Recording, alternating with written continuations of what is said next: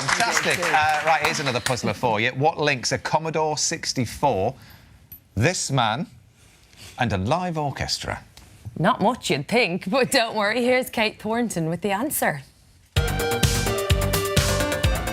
The 1980s gave us mobile phones, big hair, and computers that brought gaming into our living rooms and bedrooms. But they also had music.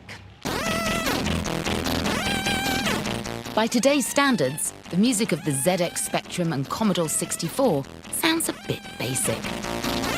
But it took true artists to produce it. And it all had to do with this, the sound chip that came with computers.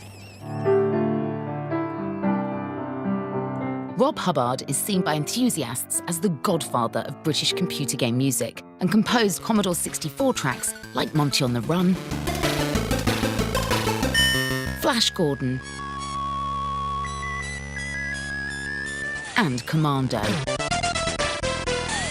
I thought that the game business would probably only last a couple of years. I was trying to make the most of it while I could. When I first started, a lot of the game music sounded very childish. I thought that we should try to push the envelope a little bit. But 80s computers couldn't play Rob's sophisticated music. An orchestra or a piano can play multiple sounds at the same time. The SID music chip could only play 3. Many of us developed special techniques to try to overcome that.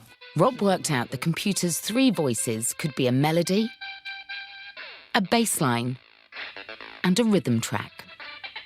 And altogether, it sounds like this.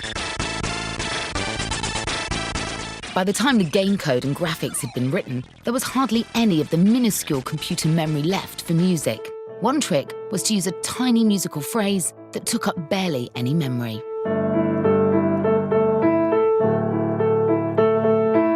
Which you could then get the computer to repeat as many times as you like.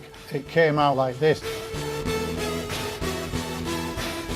It was repetitive, but incredibly catchy. Enthusiasts often bought games like Commando or Kentilla just for Rob's music.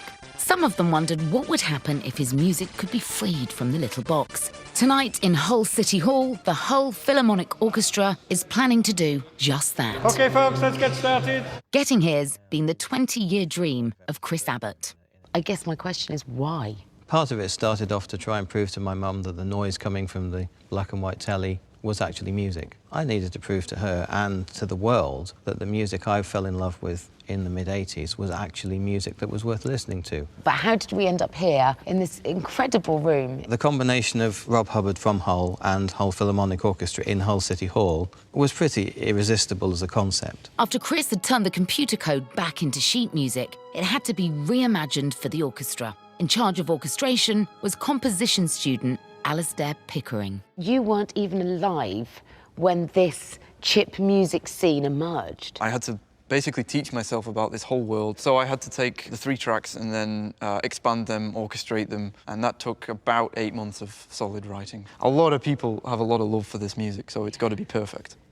So the doors are open, the performance is about to begin, and Chris's 20-year dream is about to become a big reality. If it was Rob Hubbard, I would get the game, listen to the music. I think what I'm hoping to hear is this kind of epic, huge sound that I can imagine that was in his head when he was writing them. Robin Takeoff, conductor, everybody. For 30 years, Monty on the Run has sounded like this. Tonight, Monty's free.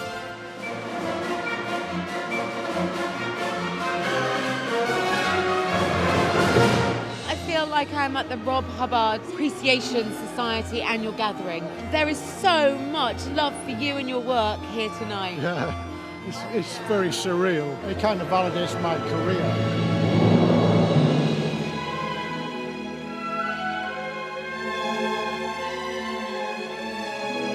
Rob Hubbard wrote so many fantastic pieces of music which just sent shivers down your spine.